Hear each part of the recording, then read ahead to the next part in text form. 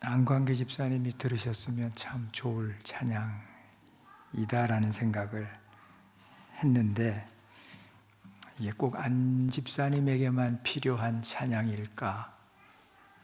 우리 가운데는 슬픈 사람이 없을까? 외로운 사람이 없을까?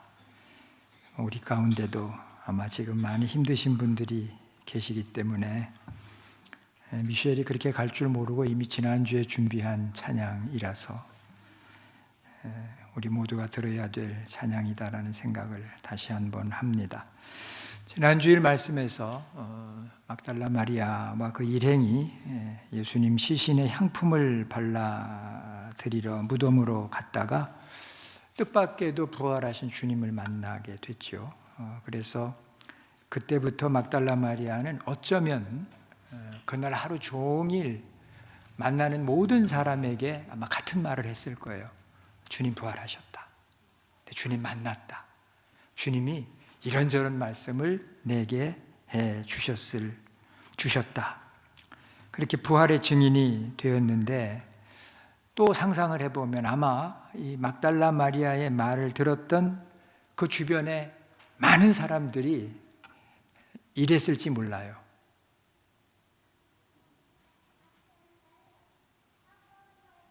미쳤다.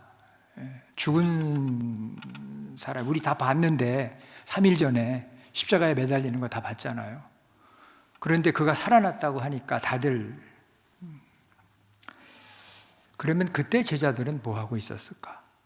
막달라 마리아는 종일 다니면서 부활의 증인을 하고 있는데 예수님 3년을 따라다녔던 그 제자들은 뭐 하고 있었을까? 예수님 자식이 십자가에 달리시기 전에, 체포당하시기 직전에 마가의 다락방에 모여서, 어쩌면 마가의 다락방에 모여서 최후의 만찬을 하셨을 거라고 보고요. 또 그 이전에 세족식도 아마 거기서 하셨을 거라고 봐요. 근데 거기에 지금 또다시 이들이 모였습니다. 왜 모였는가 하면 우리 주님을 저렇게 비참하게 살해한 원수들의 그냥 내버려 둘 수 없으니까 이거 정리하자, 이런 계획을 세우려고 모여들지 못했습니다. 19절의 말씀 보시면 이렇게 되어 있어요. 이날 곧 안식 후 첫날 저녁 때에, 색깔 칠하는 걸 잘 보세요. 제자들이 유대인들을 두려워하여 모인 곳에 문들을 닫았더니, 안식 후 첫날 저녁이라는 말은 지금 여기서 예수님 부활하신 그날 저녁이라는 말이에요. 예수님 부활하신 그날 저녁. 그날 저녁에 그들이 뭘 하고 있었는가 하면, 막달라 마리아는 종일 부활의 증인 노릇을 하고 있는데 12제자는 두려워서 문을 닫아 걸고 벌벌 떨고 있었다라고 하는 겁니다. 우리는 어떻게 해야 되나? 어떻게 살아갈 것인가? 예수님을 잡아 죽인 저들이 우리를 잡아당기면 어떡할 것인가? 그 고민 가운데, 공포 가운데 사로잡혀 있었다라고 하는 겁니다. 문들을 닫았더니 라고 되어 있는데, 헬라어 원문을 보면 그냥 문을 닫는 거하고 문을 닫아 거는 거하고는 다른 거예요. 그렇죠? 전혀 다른 얘기입니다. 그런데 여기는 지금 문들을 닫았더니라고 되어 있지만 헬라어 원문을 보면 닫고 걸었다 이렇게 되어 있습니다. 근데 문들이에요. 복수예요. 문이 하나였다가 아닙니다. 여러 개의 문들이 있었는데 그 여러 개, 안으로 들어가는 여러 개의 문들을 몽땅 다 하나하나 다 닫아 걸었다, 그런 얘기입니다. 요즘엔 정신을 똑바로 차리고, 저는 그런 일을 거의 하지 않는데 모르겠어요. 아내는 어떻게 하고 다니는지. 거라지 문을 활짝 열어놓고 다니는 거야. 차를 몰고 나갔다 오는 거야. 그거를 보면요, 가슴이 말이죠, 나도 모르게 철렁하는 거야. 들어가 봐야 별거 없는 거 저도 알잖아요. 그래도 누가 왔다 가면 기분 나쁘잖아. 근데요, 그거 활짝 열어놓고 다니는 거야. 통계에 의하면 겨라지 문을 활짝 열어놓은 집에 도둑이 더 안 든대요. 왜냐하면 저 안에 누가 있다는 거지. 그러지 않고는 저걸 열어놓을 수 없으니까, 일반적으로. 저같이 정신이 왔다 갔다 하는 사람 빼놓고는. 우리 유경희 집사님 댁에 갈 때마다 거라지 문을 활짝 열어놓고 있어. 동네가 괜찮기도 하지만 20년 넘게 그 집에 사셨지만 아직 한 번도 제가 털렸다는 얘기를 못 들었어. 그러니까 그냥 문 훌쩍훌쩍 다 열어놓고 있는 거야. 물론 게이티드 커뮤니티니까 또 조금 더 안전하기도 하죠. 그런데 말입니다, 5년 전에 누가 다녀갔어. 그러면 그렇게 활짝 못 열어놓죠. 한 번이라도 다녀갔으면 못 열어놓죠. 닫아야죠. 왜? 걱정되잖아요. 두렵잖아요. 제자들이 문들을 닫아 걸었다라고 하는 겁니다. 그 위에 보니까 분명히 말씀해요. 제자들이 유대인들을 뭐하여? 두려워하여.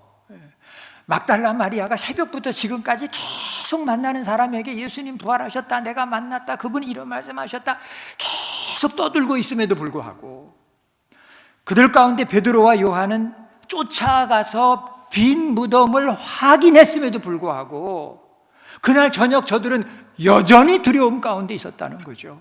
여전히 두려움 가운데, 여전히 걱정하고 있었다라고 하는 겁니다. 막달라 마리아가 내가 부활하신 주님을 만났다고 말을 해도 저들은 그 말을 지금 믿지를 못하고 있는 겁니다. 다락방에 숨어서 두려움에 떨고 있는 제자들의 모습이 여기 있고, 하루 종일 만나는 사람에게마다 우리 주님 부활하셨다고 떠들었던 막달라 마리아의 모습이 여기 있고, 차이가 뭡니까? 막달라 마리아는 부활하신 주님을 만난 겁니다. 그분의 음성을 들은 겁니다.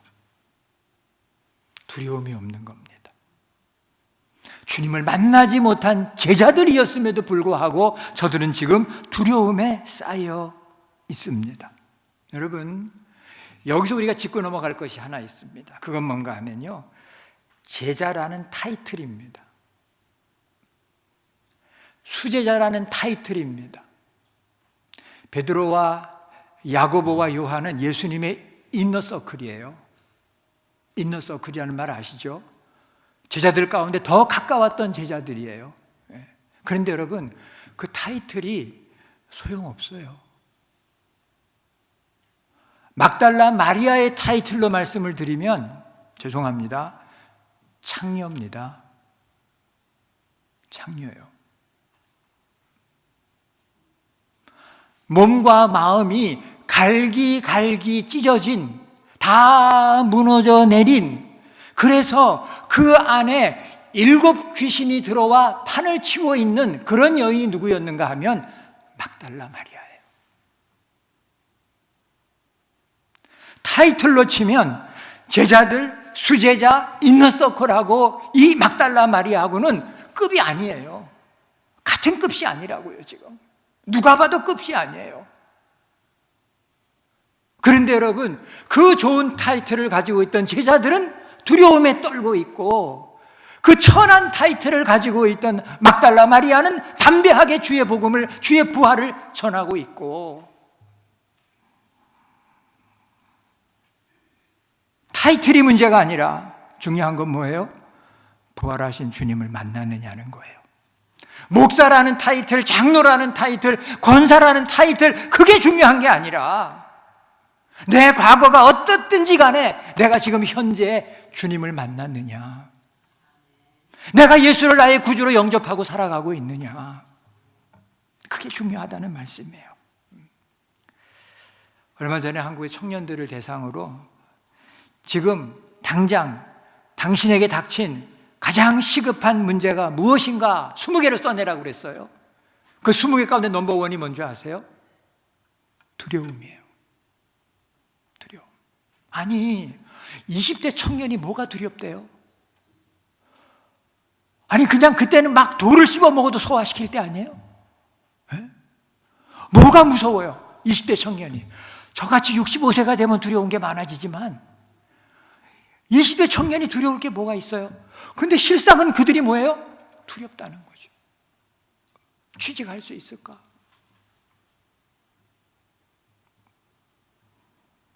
얼마 전에 들은 얘기지만 버클리에서 우리 집사님 아들이 전공한 데이터 사이언스인가?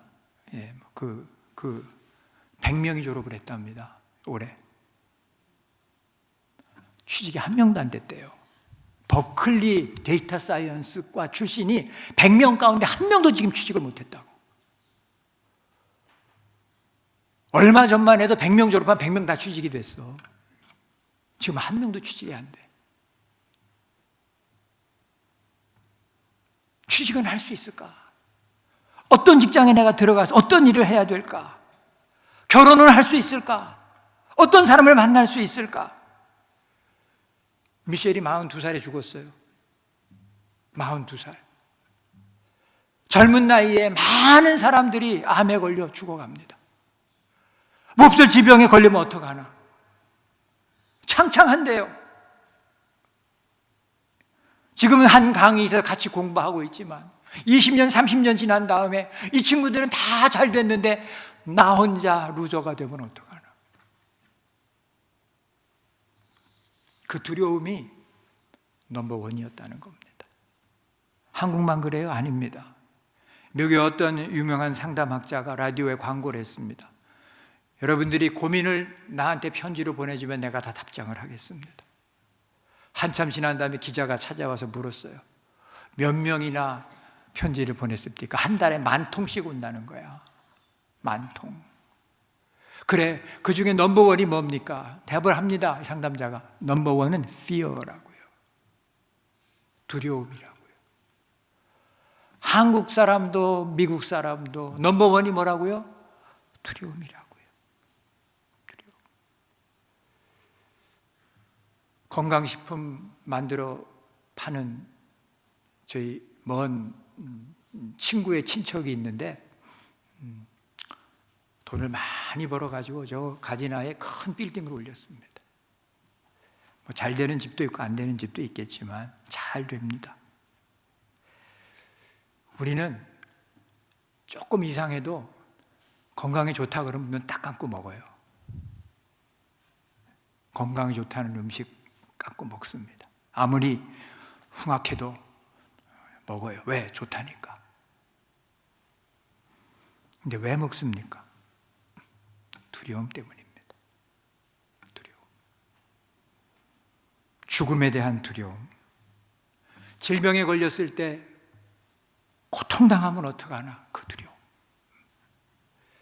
제가 알기에 우리 강경원 장로님 형님도 췌장암으로 돌아가셨지만 췌장암 그리고 3개월 채 못 계셨어요. 거의 틀림없더라고. 근데 췌장암이 무서운 이유가 두 가지. 하나는 뭔가 하면 잘 발견이 안 된다는 거고요. 또 하나는 뭔가 하면 이게 척추에 가까이 있어서 이게 척추의 신경을 건들면 고통이 말도 못한다는 거예요. 그러니까 하나님 또 고통이 너무 심하니까 또 빨리 데려가시는 것 같기도 해. 너무 오래 고생하니까. 근데 여러분 그런 거죠. 그런 질병에 걸려서 고통당하면 어떡하나. 여러분 시장에서 파는 물건 다 광고하고 팔잖아요. 근데 광고 막 할 때 보면요, 세상에 그런 제품이 없어. 그렇게 좋은 제품이 없다고. 그런데 사기로 딱 마음 먹고 이제 계약을 하려고 그러면 뭐라 그래? 뭐를 사라 그래? 워런티 사라 그러잖아. 이게 말이 안 되잖아. 사기 전에는 이런 제품이 없고 이런 건 고장 안 나고 이거는 forever 쓸 수 있을 것 같이 판다고요. 근데 사겠다고 나서니까 뭐를 사래? 워런티를 사래. 워런티를. 왜? 이거 고장 나면 고치려면 비싸대. 이거 사야 돼 말아야 돼? 왜 앞뒤가 달라? 예? 아니 좋은 제품이라면 내구성이 어떻고 저떻고 뭐 아무 문제 없다면 그러더니 워런티를 팔아. 제가 한번 샀잖아요. 10,000불짜리 중고차를 사면서 1,000불 주고 워런티를 샀어요. 바보 아니에요? 처음에 미국 와가지고 어리버리한데요. 잘생긴 아주 선하게 생긴 백인 아저씨가 앉아가지고 워런티를 저한테 팔아먹었어요. 그 돈 없는 와중에 1,000불이나 주고 샀어요. 워런티 딱 끝나니까 고장나기 시작하더라고. 2년 딱 지나니까 창문이 안 올라가고 에어컨이 안 되고 썬루프가 안 열리고 막 터지는 거야. 딱 2년 지나 마우라 터지고. 근데 그게 딱 2년이야. 다 알고 팔아먹는 거거든. 그 다음부터 제가 절대로 워런티 안 사요. 교회 뭐 물건 살 때도 아마존 친이면 거기 딱 나와요. 워런티 뭐 2년에 얼마. 안 사요, 저. 고장나면 고치지 뭐. 그 돈이 더 싸게 되는 것 같아서. 물건을 사면서도 고장나면 어떡하나. 그거 이용하는 거예요. 그 두려움을 이용하는 거라고요. 예, 건강 유지하기 위해서 비타민 D 드세요. 그거 드시는 것 갖고 누가 뭐라고 안 해요. 건강이 좋다는 음식, 깨끗한 음식, 건강한 음식 여러분 드셔야 돼요. 그거 맞아요. 그런데 그것과 두려움은 뭔가 하면 별개더라는 겁니다. 우리는 어떻습니까? 또 예수 믿습니다. 부활하신 주님을 믿습니다. 부활을 믿습니다. 그럼에도 불구하고 우리의 삶 곳곳에 지뢰처럼 깔려 있습니다. 두려움이, 공포가. 내가 두려워하고 있는 게 뭔가 생각해 보셨어요? 내가 뭐 때문에 밤잠을 못 이루고 지금 염려하고 있는가 생각해 보셨어요? 제가 요즘에 자꾸 정리하자는 말씀을 자꾸 드리는데 생각이 다 있어서 제가 말씀드리는 거예요. 요지간에 제가 초상을 여러 번 지금 72세, 97세, 42세, 하나 더 남았거든? 102세. 허경산 목사님 돌아가셨어. 102세. 돌아가시기 전에 절 보고 윤 목사, 내 장례식 때는 윤 목사가 설교해야 돼. 제가 그랬어요. 예, 그랬어요. 돌아가신다면 어떤 놈이 하든 뭔 상관이야. 교회에서 난리가 났어요. 그 교회에서. 윤 목사님 설교하셔야 된다고. 제가 못한다고 그랬어요. 왜? 교단장이 총회장을 지내셨기 때문에.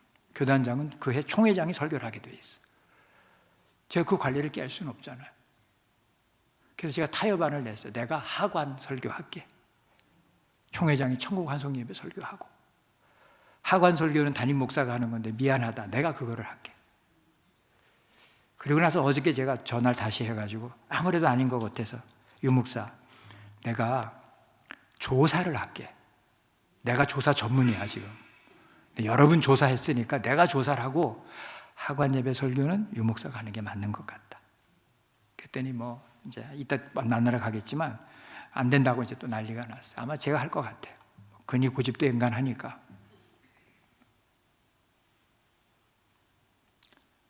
근데 여러분 이렇게 가시는 분들 이렇게 뵐 때마다 뭔가 정리가 좀 필요하다.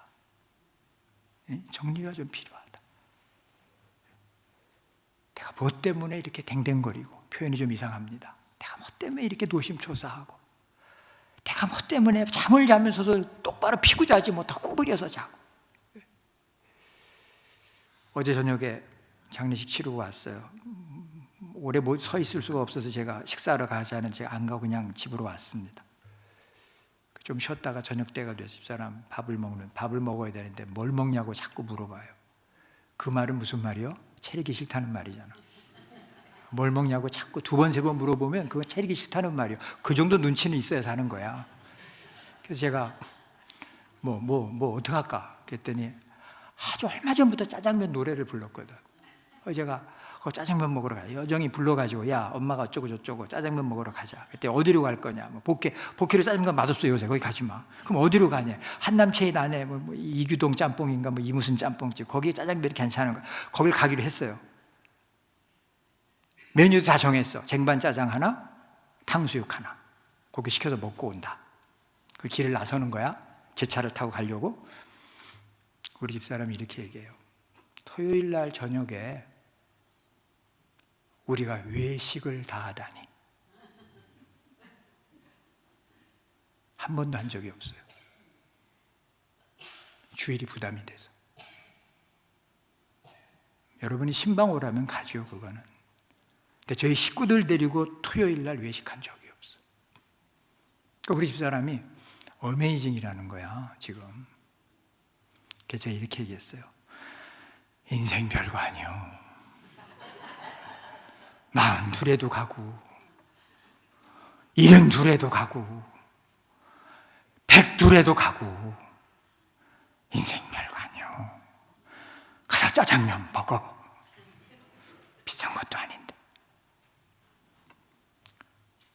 갔더니 하필이면 거기서 안성돈 권사님 남동생을 만났네. 굳이 산다네. 그 내가 사도 돼, 짜장면. 근데 이분이 굳이 사시겠대. 그래, 그분이 돈을 냈으니 어떻게 같이 앉아서 먹어야지. 그래서 같이 앉아서 먹느라고 그 스트레스 받는 소리를 내가 또 다 들었네. 동생, 누나 돌아간 소리에, 조카 돌아간 소리에, 우리 사람 집에서 취해가지고 속아져 먹었다네. 어디 맘 편히 나가서 외식도 못 하는 거야. 좀 정리해야 되겠다고요. 좀 정리하고 살자고. 이게 말이죠. 뭘 염려하는지요? 뭘 걱정하는지요? 도대체 뭐가 그렇게 두려운지요? 뭐가? 부활의 주님을 만나지 못했을 때 제자들은 십자가형이 얼마나 무서운지 봤잖아요. 언제 어디서 누가 들이닥칠지 모르잖아요. 그러니까 다락방에 숨어서도 문을 이중삼중으로 걸어 잠그고 그 안에서 두려움에 떨고 있잖아요. 그 안에서. 그 잠겨버린 그 방 안에, 그 잠겨버린 그들의 마음 속에 염려와 두려움과 불신이 춤을 추는 거지. 그 안에서 아주 춤을 추는 거야. 신앙은 도대체 뭔가? 믿음이라고 하는 게 도대체 뭔가? 그 두려움으로 빗장 질러버린 그 문을 하나하나 여는 게 아닐까? 두려움의 문을 열고 염려의 문을 열고 걱정의 문을 활짝 여는 것 아닐까? 이거 나 혼자 안 되니까 주님 도와주세요 하고 주님 앞에 엎드리는 거, 이게 신앙이 아닌가?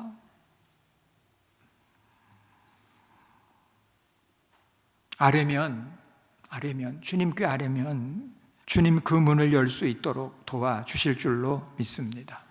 왜냐하면 그 뒤에 그 내용이 나오는데요. 놀라운 것은 뭔가 하면 제자들이 그렇게 문을 걸어 잠갔는데도 예수님은 그들 앞에 떡 하고 나타나셨다라고 하는 겁니다. 낙낙낙 문 열어라 하지 않으셨습니다. 직접 문을 열고 들어오시지도 않았습니다. 문 열어주지 않는다고 때려 부수고 들어오신 것도 아닙니다. 두려워 떨고 있는 제자들 앞에 그냥 우리 주님 나신 겁니다. 얼마나 놀랬는가, 누가는 뭐라고 기록했는가 하면 유령이다라고 저들이 소리쳤다라고 기록을 합니다. 왜 예수님은 그들 가운데 나타나셨을까? 왜 뚫린 손, 못 바뀌었던 발, 찔렸던 옆구리 그냥 그대로 가지고 주님이 그들 앞에 나타나셨을까? 저들을 놀래주려고? 아닙니다. 유령으로 부활한 게 아니라 찢기시고 상하시고, 뭐라 그래야 돼요? 찢기시고 상하시고, 그 다음에 찔리신 그 몸 가지고, 그 몸 그대로 가지고, 그렇게 부활하신 그 몸을 가지고, 뭔 얘기인가 하면 주님의 부활은 육신적인 부활이었다 그 말이에요. 영적인 부활이 아니라 육신적인 부활이다. 요한이 복음서를 기록할 때는 이미 초대교회 안에 영지주의가 들어와서 교회를 위협하고 있던 그런 때예요. 영지주의란 뭐냐? 영은 귀하지만 육신은 나쁘다. 육신은 뭐냐? 영을 감추고 있는, 가두고 있는 감옥이다. 그래서 이 육신을 어떻게 해야 되냐? 막 굴려야 된다. 육신을 막 굴려서 육신이 떨어지게 해야 된다. 육신이 달아 없어지게 해야 된다. 육신을 어디다 막 굴렸는가 하면 쾌락에다가 막 굴린 거예요. 그래도 되는 거야. 왜? 육신은 악하니까. 이게 영지주의예요. 초대교회 유명한 이단이고요. 지금도 애지간한 이단 사상에 보면 이게 은연중에 들어있어요. 우리 주님은 십자가에 못 박히셨던 그 육신이 부활하신 겁니다. 그리고 이 부활하신 주님은 시간과 공간을 초월하셨습니다.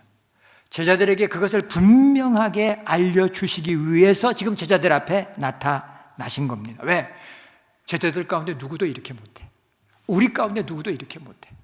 누구만 하실 수 있는 일인가 하면 하나님만 하실 수 있는 일이야. 시공을 초월하는 것은 하나님만. 근데 주님이 시공을 초월하셨다는 말은 주님이 곧 누구시다? 하나님이시다. 그렇게 제자들 앞에 나타나신 주님께서 맨 먼저 입을 열어 하신 말씀이 뭔가 하면 이겁니다. 너희에게 평강이 있을지어다. 왜 이 말씀을 하셨을까? 아주 간단합니다. 생각해 보면 지금 제자들 안에 뭐가 없다?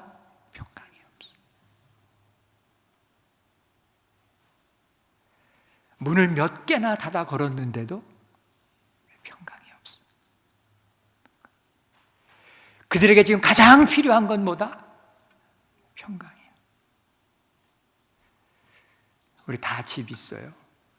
우리 다 차 있어요. 우리 다 건강이 있어요. 그래서 여기까지 온 거야. 근데 없을 수 있는 게 있어. 이렇게 다 멀쩡히 앉아 있어도 평강은 없을 수 있어.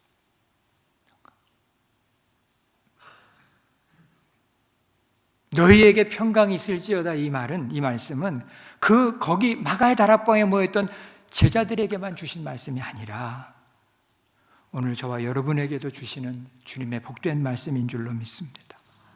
평강이 있을지어다. 헬라어로 에이레네라고 합니다. 히브리어로 샬롬이라고 합니다. 많이 들어보셨죠? 제 후배 목사님은 저한테 카톡을 보낼 때 맨 앞에 꼭, 내가 보니까 그건 습관 같아, 그냥 그렇게 쓰는 거야. 샬롬. 그리고 그 다음에 또 뭐라고 쓰는가 하면 안녕하세요 목사님. 그럼 왜 반복을 해? 샬롬 했으면 고만이죠. 샬롬 목사님 그러면 고만인데 샬롬 해놓고 그 옆에다 안녕하세요 목사님 뭐 블라블라블라블라 나가는 거야. 거의 저는 그거는 형식적으로 쓰시는 거라 생각을 해요. 뭐 그분이 제가 후배지만 존경하는 목사님이세요. 형식적인 인사 말씀을 그렇게 쓰신 거예요, 그 목사님은. 그런데 우리 주님은 에이레네가, 샬롬이 형식적인 말씀이 아니었어요. 20절의 말씀 보시면 이 말씀을 하시고 손과 옆구리를 보이시니 제자들이 주를 보고 뭐 하더라? 기뻐하더라. 이게 유령이 아니잖아. 주님이시잖아. 왜냐하면 못 바뀌셨잖아. 이거는 어떻게 해볼 수 없는 증거잖아요. 증거. 못 바뀌셨던 주님이 뭐 하셨다? 부활하셨다. 그 주를 보고 어떻게 하더라? 기뻐하더라.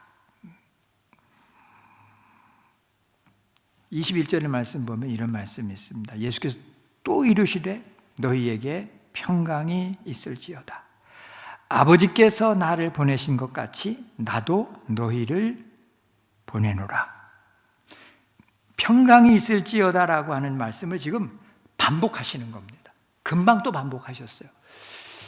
재작년인가 재재작년인가 서울의 어느 교회 가서 제가 설교를 하러 갔는데 이제 카페가 아주 뭐 굉장히 호텔식으로 잘 만들어진 카페라고 막 신문에도 나는 그런 교회였어요. 뭐 목사님이 나 뭐 차 한 잔 사준다고 자기네 교회 카페를 이제 건물 안에 있는 거예요. 따라가는데 어떤 점잖은 분이 지나가니까 아이고 장로님 그러더니 저한테 인사를 시키셨어. 뭐 제가 이름을 대면 아마 여러분 아시는 분도 계실지 모르는데 그 장로님하고 이제 인사를 드렸더니 그분이 저한테 이렇게 명함을 하나 주셔요. 그래서 이렇게 보니까 이제 그분이세요. 명함을 받고 인사를 하고 해줬어. 그리고 카페까지 갔어. 그러니까 불과 뭐 한 2, 3분밖에 안 지난 거야. 근데 거기서 이제 또 이렇게 마주쳤어. 그랬더니 이분이 또 인사를 하는 거야. 그 또 명함을 하나를 주시는 거야. 그러니까 조금 섬뜩하더라고. 왜? 80이 넘으셨거든. 아, 이분이 살짝 그러시는구나. 제가 아무렇지도 않게 그냥 받았어요. 처음 뵙는 것처럼. 반복을 하면 좀 이상한 거야. 예? 아무리 좋은 인사라도 몇 분 새 또 안녕하시냐 그러고 또 카드를 주면 이건 좀 이상한 거야, 말하자면. 근데 주님이 너희에게 평강이 있을지어다 하셨는데 또 평강이 있을지어다. 도마가 그 자리에 없었어요. 아시는 대로. 한 여드레 후에 이제 도마가 있을 때 주님이 또 다시 나타나셨어요. 도마는 그랬죠. 내가 손가락 넣어보고 옆구리에 손 넣어보지 않으면 나 안 믿겠다라고 아주 엄청 잘난 척을 한 거지, 도마가. 26절에 보면 여드레를 지나 제자들이 다시 집 안에 있을 때에도 도마도 함께 있고 문들이 닫혔는데 예수께서 오사 가운데 서서 이르시되 너희에게 평강이 있을지어다. 또 말씀하신 거. 그러니까 부활하신 주님이 제자들을 얼굴을 볼 때마다 반복해서 뭐라고 말씀하시는가 하면 평강이 있을지어다. 제자들에게 지금 가장 필요한 게 뭐다? 집도 아니고 차도 아니에요. 명예도 아니에요. 건강도 아니에요. 제자들에게 지금 가장 필요한 건 뭐다? 평강이다. 주님 그걸 아셨어요. 그래서 평강을 지금 빌어 주시는 거예요. 평강의 근원이 어디에 있습니까? 우리는 부활하신 예수 그리스도에게 우리의 평강의 근원이 있는 줄로 믿습니다. 왜냐하면 우리들의 가장 큰 두려움은 뭐다? 죽음이에요. 죽음. 미셸이 그렇게 하나님 불러가셨는데 어디서 몰랐어요. 장례 천국 환송 예배를 드리는데 어떤 외국인 젊은 부인이 애를 하나 딛고 왔다 갔다 뒤에서. 나는 이제 그 교회가 미국 교회이기 때문에 미국 교회 뭐 관리하시는 뭐 아니면 교회 직원쯤 되시나 이래 생각을 하고 제가 보고 있었어요. 근데 저녁에 그 안 권사님 동생을 만났는데 그러는 거야. 목사님 아까 거기 왔다 갔다 한 젊은 부인 애기랑 보셨죠? 그래서 봤어요. 거기 무슨 직원이에요? 그게 아니고 미셸 대학원 동기래. 하와이에서 왔대. 그 장례식 참석하려고. 근데 아무도 모르고 있었던 거야. 근데 그 아이가 자꾸 자기한테 꽃을 던지더래. 그래서 너는 누구냐, 어디서 왔냐 이렇게 물으니까 그 엄마가 옆에서 듣고 있다가 사실은 내가 미셸 친구라고. 그 점심을 같이 먹는데 핸드폰은 열었는데 거기에 그 옛날에 미셸이랑 찍은 사진이 수록하게 나오는 거야. 어제 큰 결례할 뻔했다 그러는 거야. 하와이서까지 왔는데 아무도 모르는 거야. 아무도. 사촌 동생 하나는 시애틀에서 왔어요. 이 동네에 있는 애지간한 그 가족 식구들은 다 모였어. 왜요? 왜 모였어요, 여러분? 죽었으니까 모인 거야. 죽었으니까. 죽으니까 다 모이더만. 죽으니까. 우리 아버지 돌아가신다고 그러니까 정신이 하나도 없더만. 비행기표 알아가지고 빨리 가야 되더만. 꼼짝 못하더만 그 앞에는. 가장 무서운 게 뭐라고요? 죽음이라고요. 그런데 그 가장 무서운 죽음의 권세를 깨트리신 분이 계시다고요. 부활하신 우리 주님이신 줄로 믿습니다. 그분이 우리에게 지금 말씀하십니다. 평안하라고. 두려워하지 말라고. 내가 너와 함께 한다고. 마태복음 28장 맨 끝에 가보면 뭐라 그래요? 내가 세상 끝날까지 너희와 항상 함께 있겠다 그러시잖아요. 부활하신 주님이 세상 끝날까지 우리와 항상 함께 있겠다. 죽음의 권세를 깨뜨리고 부활하신 예수 그리스도, 여러분 그분이 우리와 함께 하십니다. 무엇이 무섭습니까? 무엇이 두렵습니까? 짜장면 먹으러 가도 됩니다. 아시겠어요? 그거 두려워할 거 없습니다. 그거 무서워할 거 없습니다. 결국 이렇게 두려워하던 제자들이 그 방을 뛰쳐나가서 결국 부활의 증인 노릇하잖아요. 생명을 내어놓고 예수 부활하셨다고 전하잖아요. 그 사람들이에요. 그 두려움에 떨던 사람들. 부활의 주님을 만나고 나서 그 일을 감당하잖아요. 저는 가끔 이렇게 잘라고 이렇게 침대에 누웠을 때 행복한 때가 있어. 뭐 집사람이 옆에 있어서가 아니고 누웠는데 행복해. 아, 참 좋다. 제가 그럼 뭐가 그렇게 좋으냐, 우리 집사람이. 야, 생각해봐라. 내가 지금 한국 가려고 비행기 탔다고 생각해봐라. 에? 그 좁은 의자에 앉아가지고 12시간, 13시간, 이제 이 목사님 사모님 곧 가셔야 되는데, 제 말이 틀리나 보세요. 얼마나 힘든데. 에? 그때는요, 그냥 발 뻗고 어디 5분이라도 좋으니까 좀 누웠으면 좋겠어. 한 10시간 지나면 아주 죽겠어, 힘들어서. 아주 정말 어떻게 할지를 모르겠어. 근데 여러분 집에서 침대에 이렇게 탁 누워 있으면 얼마나 감사한지 몰라. 얼마나 감사한지 몰라. 사람이 참 그렇거든요. 서 있으면 뭐 하고 싶다? 기대고 싶다. 기대면 뭐 하고 싶다? 앉고 싶다. 앉으면 뭐 하고 싶다? 눕고 싶다. 제가 가만히 생각해 보니까 어디에 닿는 면적이 크면 클수록 편하더만. 생각해 보세요. 어디에 닿는 면적이 크면 클수록 편해. 그렇죠? 가만히 생각해 보세요.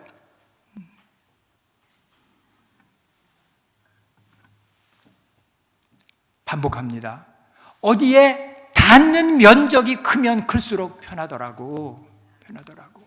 예? 많이 맡기면 맡길수록 편해지는 거야. 예? 맡기는 포션이 크면 클수록 편해지는 거야. 예? 맡기는 포션이 작으면 작을수록 힘든 거야. 예? 괴로운 거야. 맡기세요. 그냥 맡겨버리세요. 맡겨버리라 그러셨잖아요. 너희 염려를 맡겨버리라. 수고하고 무거운 짐자들아 다 내게로 오라. 내가 너희를 쉬게 하리라. 말씀해 주셨잖아요. 그 말씀 붙잡고 그냥 맡기세요. 그냥 누워버리세요. 그냥 그분한테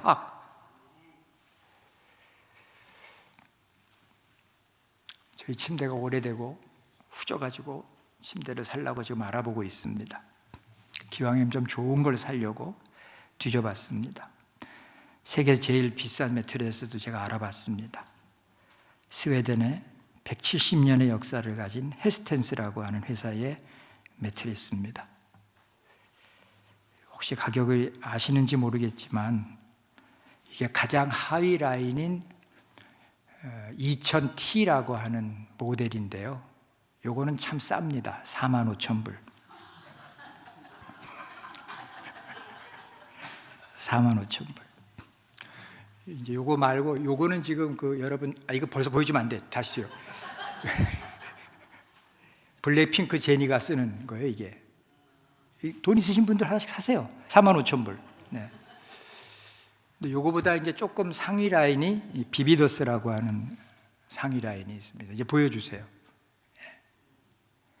요거는 지금 관세가 좀 올랐잖아요. 이거 스웨덴제인데 관세가 좀 올라서 미국에서 지금 얼마 안 해. 60만 불. 60만 불. 그 다음에 요 비비더스라고 하는 요 라인 가운데 그랜드 비비더스가 있어요. 그랜드 비비더스. 이거는 110만 불. 저게 금인 것 같아. 그러지 않고는 저렇게 비쌀 수가 없지. 저게 마크인데 110만 불.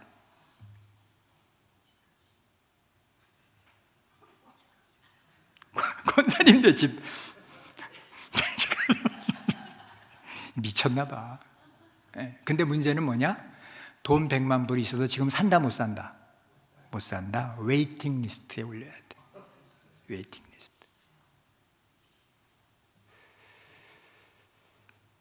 그런데 말입니다. 110만 불짜리의 침대에 누웠어도 내일 일이 염려가 되면 잠 못 자는 거예요. 잠 못 자. 잠 잘 수가 없는 거예요. 110만 불짜리 침대가 숙면을 보장 못해요. 그렇대잖아, 어제도.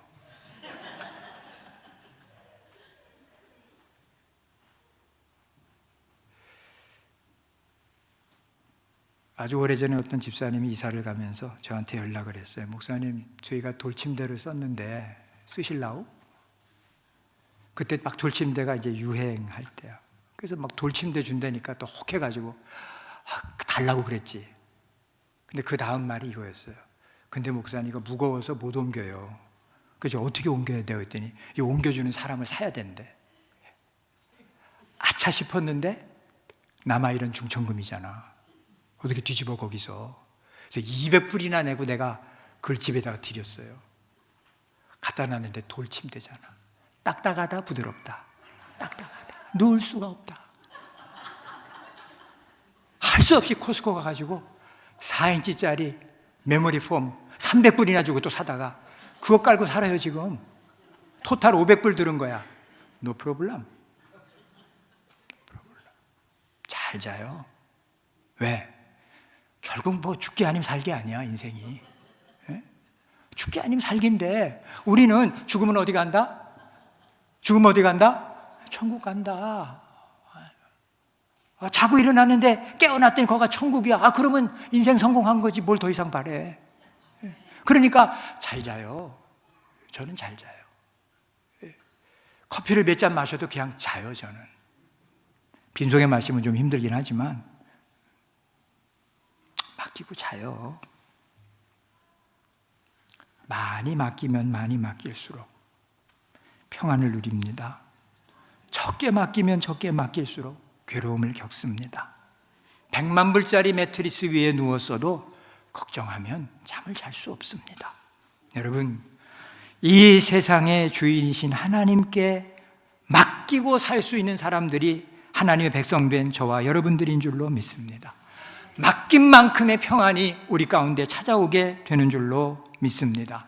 하나님께 맡긴다는 말은 무슨 말인가 하면 하나님의 그 모든 그 결과가 나를 지금 이리 굴리든 저리 굴리든 상관이 없어. 하나님이 나를 어떻게 굴리시든지 간에 하나님의 그 모든 굴림의 결과는 뭔가 하면 선함이야.